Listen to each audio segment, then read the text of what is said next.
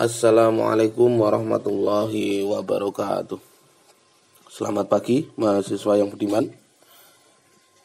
Semoga semuanya dalam kondisi yang sehat tanpa ada halangan satu apapun.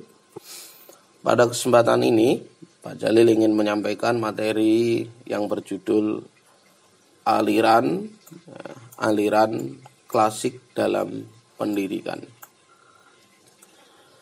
Ini merupakan materi yang terakhir. Setelah ini mahasiswa akan melakukan observasi di sekolah untuk menggali informasi berkaitan tentang isu-isu pendidikan yang sedang berkembang di sekolah, berkembang di masyarakat. Harapannya tugas ini bisa dikerjakan dengan baik karena ini diambil sebagai nilai ujian akhir semester. Baik mahasiswa yang budiman, berkaitan dengan materi yang terakhir ini, aliran-aliran klasik dalam pendidikan, mari kita kaji satu persatu apa ini aliran-aliran klasik dalam pendidikan. Tujuannya mestinya dengan materi ini mahasiswa mengetahui pengertian aliran-aliran klasik dalam pendidikan. Kemudian yang berikutnya adalah mahasiswa mengetahui jenis-jenis aliran klasik dalam pendidikan. Dan yang ketiga, mahasiswa bisa menerapkan atau mengaplikasikan aliran-aliran klasik dalam pendidikan. Apa toh itu aliran-aliran klasik, aliran-aliran pendidikan itu? Ya, aliran-aliran ya. Aliran dalam pendidikan ini adalah pembagian kelompok dari ragam sudut pandang dan pemikiran para ilmuwan, ya, para pakar maupun orang yang dianggap ahli dalam pendidikan. Nanti ada beberapa ahli yang mencoba memberikan pandangan, gagasannya berkaitan dengan pendidikan secara filosofis itu seperti apa.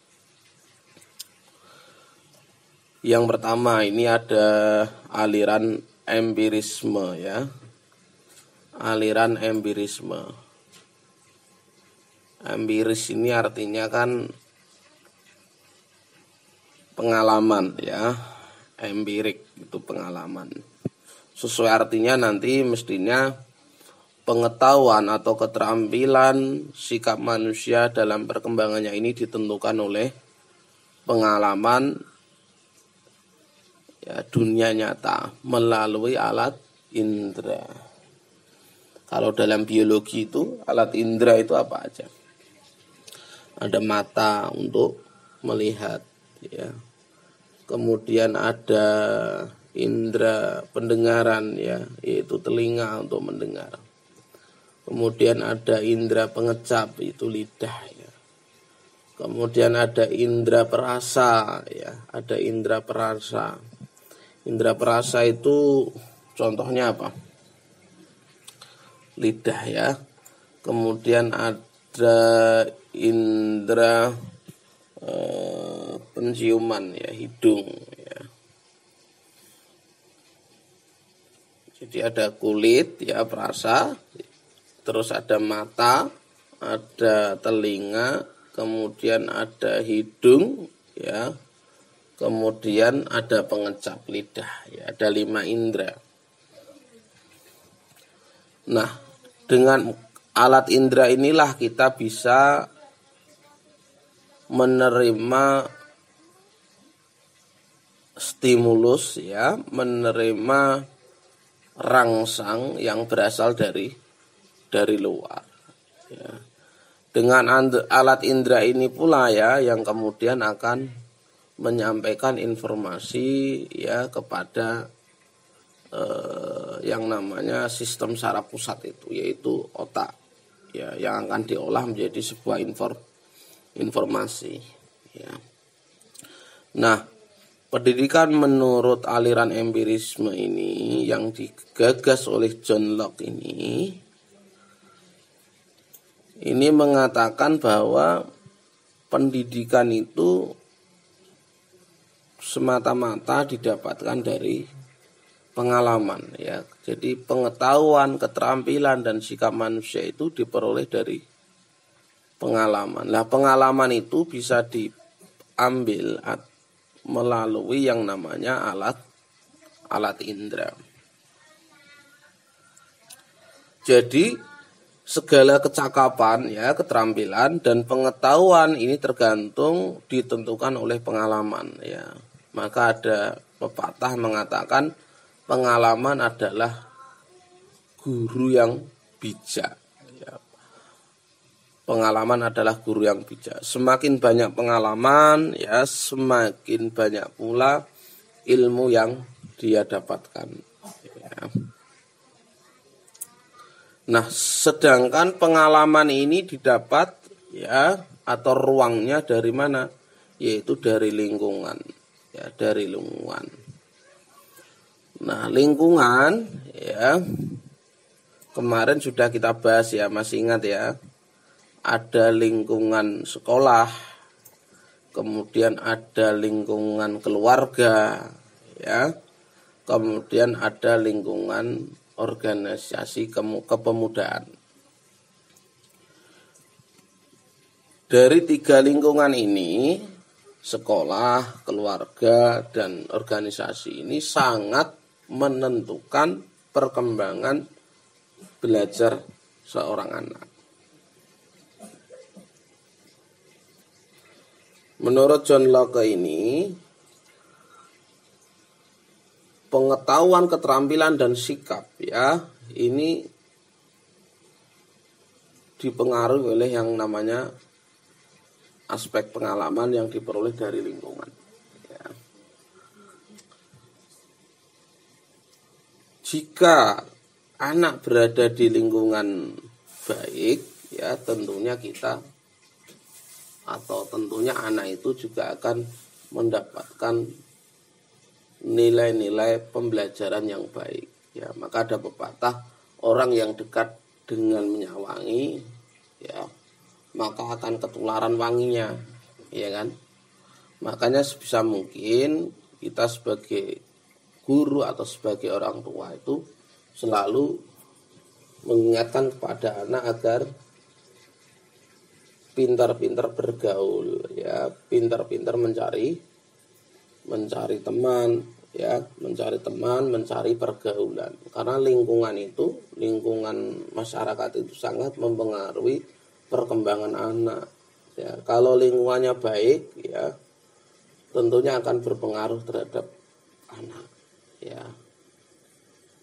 Termasuk lingkungan keluarga ya. Lingkungan keluarga ini juga mempengaruhi pengetahuan, kemudian keterampilan dan sikap anak ya. Kemarin juga sudah saya sampaikan banyak di WhatsApp itu, bagaimana keluarga itu menjadi pilar utama dalam menanamkan pendidikan karakter ya. Kenapa demikian? Karena orang tua ini kan waktu interaksinya itu kan lebih lama daripada waktu di sekolah tentunya. Dengan waktu intensitas yang lama, kemudian ada hubungan emosional antara orang tua dan anak, ini punya kesempatan yang besar dalam menanamkan nilai-nilai karakter. Tentunya ini tidak mudah ya, karena ini butuh keteladanan ya, butuh kerja keras ya, kesabaran dalam menanamkan nilai-nilai itu ya. Penting sekali ya keberadaan keluarga yang harmonis dalam menanamkan nilai-nilai pengetahuan, nilai-nilai keterampilan, nilai-nilai sikap ya. Kemudian lingkungan berikutnya itu ada lingkungan yang berikutnya adalah lingkungan organisasi ya. Dengan ikut berorganisasi tentunya nanti anak itu memiliki pengetahuan, ya, keberanian, ya, kepercayaan diri yang baik. Biasanya kan kalau ikut organisasi itu kan dilatih bagaimana berorganisasi, bagaimana kerjasama dengan orang lain, ya, bagaimana anak itu dilatih untuk berani bicara di depan, ya, dilatih kepercayaan dirinya, ya, itu sangat berpengaruh terhadap perkembangan anak tentunya. Ya.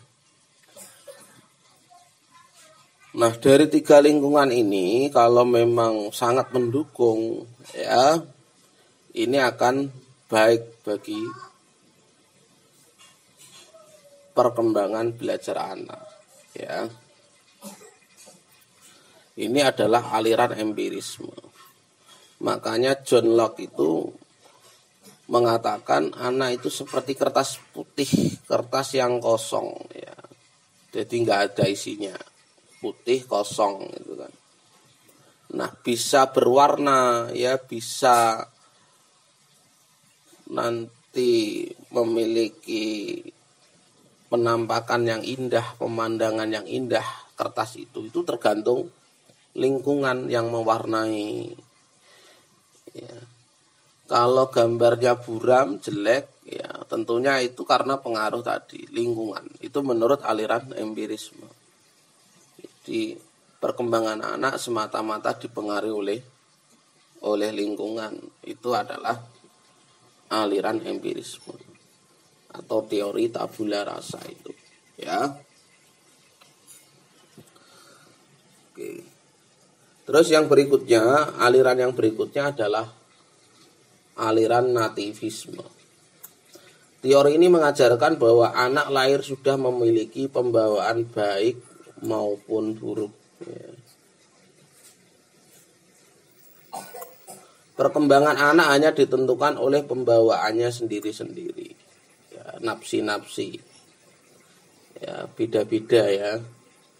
Ya, karena memang meskipun kita sama-sama lahir dari rahim yang sama, ya, bapak dan ibu yang sama, kita akan memiliki karakter yang beda dengan adik maupun kakak, ya. Lingkungan sama sekali tidak mempengaruhi. Nah, ini justru nativisme ini menentang, ya. Jadi lingkungan itu tidak mempengaruhi, apalagi membentuk kepribadian anak. Jadi aliran nativisme ini tidak mengakui lingkungan itu berpengaruh terhadap perkembangan anak, ya, perkembangan belajar anak. Yang menjadi baik dan buruk itu ya bawaan herediter. Ya, jadi sifat-sifat, ya, baik dan buruk itu hanya didapat dari kedua orang tua. Itu menurut aliran nativisme, ya, bukan dari faktor lingkungan, tapi faktor hereditas. Itu aliran nativisme. Jika pembawaan jahat akan menjadi jahat, jika pembawaannya baik akan menjadi baik, ya. Ya.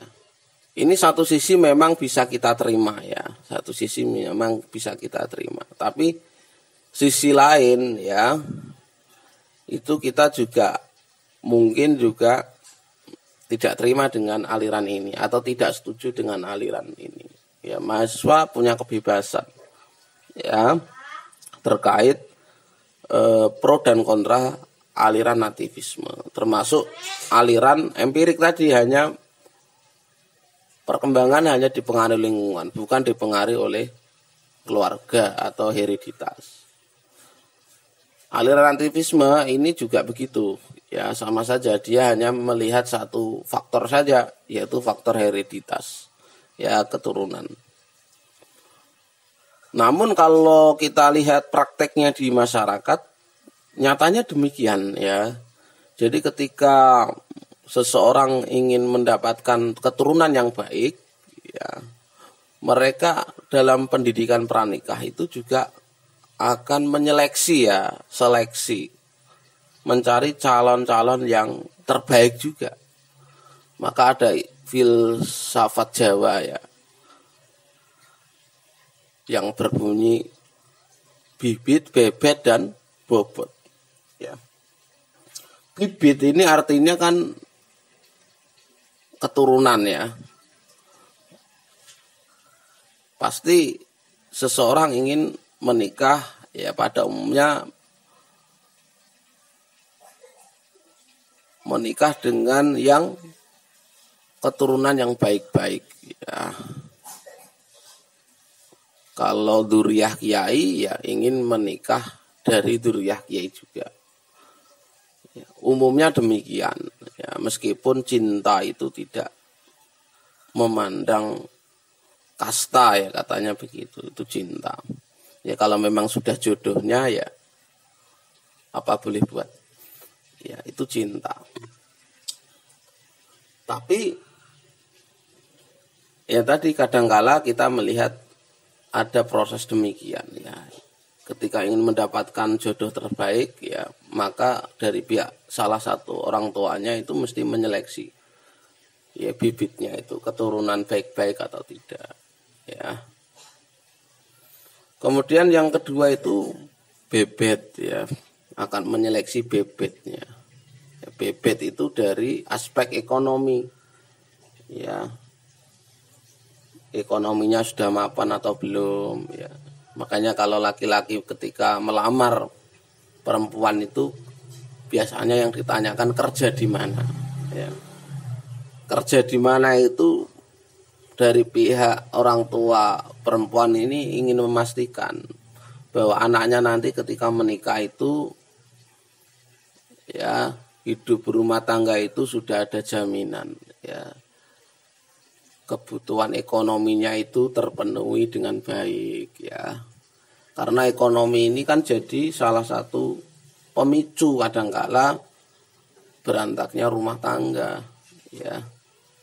Karena ekonomi ini pilar utama ya, pilar utama dalam melangsungkan kehidupan rumah tangga. Ya tanpa ekonomi yang kuat ini bisa menjadikan masalah besar bagi rumah tangga. Meskipun ekonomi ini tidak menjadi yang utama sebenarnya, tapi ada pilar yang lebih ya, yaitu adalah kesesuaian dalam membangun rumah tangga itu. Ya, visi misi itu ya. Nah, kemudian yang ketiga itu ada bobot. Bobot itu berkaitan dengan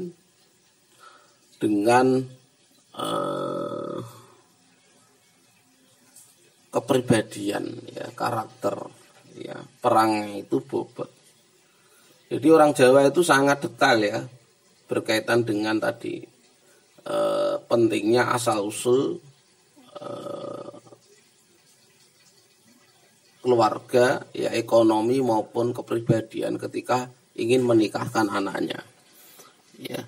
Supaya apa? Supaya tadi anak-anak yang dilahirkan itu benar-benar sempurna ya, dari keturunan yang baik ya, dari ekonomi yang mapan ya. Terus yang berikutnya adalah dari kepribadian yang baik. Ini adalah aliran nativisme. Tapi di lapangan tidak selamanya ketika orang baik menikah dengan orang baik ya misalkan akan mendapatkan anak yang baik pula ya tidak ya. Ya banyak contoh-contoh kasuistik ya. Bahkan anaknya nabi saja ya, anaknya seorang nabi saja bisa ingkar ya, apalagi anaknya orang biasa. Nah ini bisa kita diskusikan nanti ya, kenapa demikian ya. Kita lihat anaknya kiai saja kadangkala tidak mengikuti jejak kiainya ya, kadangkala ya. Tapi biasanya kalau orang tuanya bakat bermusik misalkan, itu biasanya anak itu juga secara secara alami juga memiliki bakat itu. Meskipun nanti dikembangkan atau tidak itu kan tergantung anaknya. Nah, ini adalah aliran nativisme. Ya, bahwasanya perkembangan belajar itu dipengaruhi oleh pembawaan tanpa adanya aspek lingkungan. Nah, ini tokohnya ini Arthur Schopenhauer nih ya, dari Jerman. Kemudian yang berikutnya itu adalah aliran konvergensi. Aliran konvergensi ya, aliran konvergensi ini adalah menggabungkan ya faktor bawaan dengan faktor lingkungan ya. Nah, ini digagas oleh William Stern ini ya, mengatakan bahwa perkembangan anak tergantung dari pembawaan dari lingkungan, yang keduanya merupakan dua garis yang bertemu atau menuju pada satu titik yang disebut konvergensi. Dua garis itu yaitu faktor bawaan hereditas ya dan faktor lingkungan. Ya. Kalau di biologi itu kan ada fenotip ya. Fenotip itu kan dibentuk oleh genotip dan lingkungan ya. Akan terbentuk fenotip ini, karakter luar. Nah, William Stern ini enggak menggabungkan tadi teori nativisme dan teori empirik. Ya, digabungkan bahwa namanya anak itu, perkembangan belajar anak itu ya dipengaruhi dua-duanya, nggak bisa secara spasial, secara terpisah, itu nggak bisa. Itu menurut William Stern ya. Pembawaan itu penting ya, lingkungan itu juga penting. Nah, itu menurut William Stern ya, dua-duanya harus saling melengkapi ya. Jadi yang namanya bibit, bobot ya, bebet itu sangat penting ya. Nanti jauh lebih penting ya ketika anak sudah masuk pada lingkungan dunia nyata ya. Kan belajar itu kan dimulai dari buayan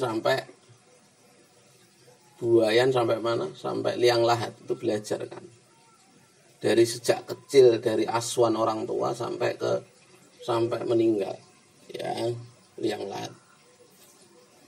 Nah, bahkan pendidikan modern sekarang itu, anak-anak yang sudah usia 6 bulan dalam kandungan itu kan sudah bisa menerima rangsang ternyata ya. Banyak contoh-contoh inspiratif ya. Anak-anak yang hafal Quran itu malah ketika usia kehamilan itu sudah dirangsang, sudah distimulus ya, dengan nilai-nilai atau dengan stimulus yang positif ya. Ya, karena apa tadi ya, yang namanya lingkungan ya dan pembawaan itu sama-sama penting ya. Makanya kita ya sebagai calon guru ya, sebagai calon pendidik, sebagai calon orang tua, dua-duanya harus kita kombinasikan ya, untuk mendapatkan anak-anak yang benar-benar kamil ya, insan kamil, insan yang sempurna ya. Jadi nggak cukup kita menikah dengan orang baik dari keturunan yang baik saja, tapi kita juga mengkondisikan pada lingkungan yang baik ya. Carikan sekolah yang terbaik pada anak ya, carikan lingkungan sebaya yang baik juga. Nah, itu PR orang tua ya ketika berada di masyarakat. Nah, teori yang cocok yang dapat diterima sesuai dengan kenyataan adalah teori konvergensi ya, yang tidak mengekstrimkan faktor pembawaan maupun faktor lingkungan. Jadi dia mencoba mengkolaborasikan tadi dua faktor tadi, pembawaan dan lingkungan. Kemudian yang terakhir itu adalah aliran naturalisme. Natural ya. Nah, ini ada dua suku di Indonesia ini. Ada suku Baduy ya. Kemudian ada suku Samin ini. Suku Samin, mereka hidup ya, berkembang ya, berinteraksi dengan alam. Nah, naturalisme ini hampir mirip dengan teori nativisme. Pembawaan itu mempengaruhi perkembangan belajar anak ya.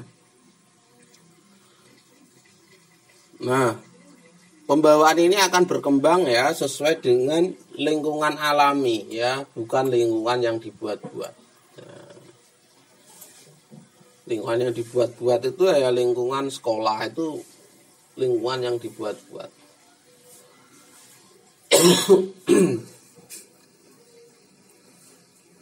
Nah, sementara lingkungan yang alami ini ya,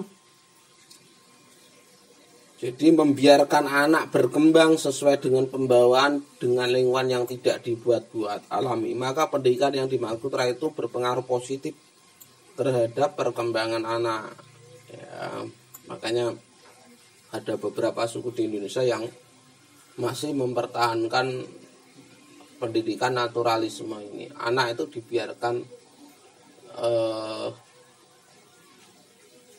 hidup ya, berdampingan dengan alam ya, mereka belajar langsung dari alam ya.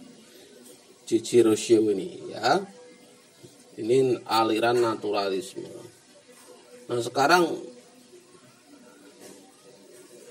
aliran naturalisme ini meskipun agak tertinggal ya, karena tidak mengakui pendidikan yang disiapkan pemerintah ya. Tapi sekarang sudah mulai diadopsi pendidikan ini ya. Karena sekolah-sekolah berbasis alam pun sekarang sudah banyak dikembangkan ya. Jadi kadangkala satu sisi sekolah-sekolah modern yang ada sekarang itu baik ya, tapi kadangkala anak-anak juga perlu langsung berinteraksi langsung dengan alam ya. Makanya ada sekolah alam tuh banyak ya sekarang itu, supaya anak-anak itu lebih dekat dengan alam, bagaimana menghargai alam dan seterusnya ya. Ini sudah mulai banyak ini aliran naturalisme yang digagas oleh kawan-kawan pendidik di Indonesia. Baik, saya kira itu yang bisa saya sampaikan. Terima kasih. Wassalamualaikum warahmatullahi wabarakatuh.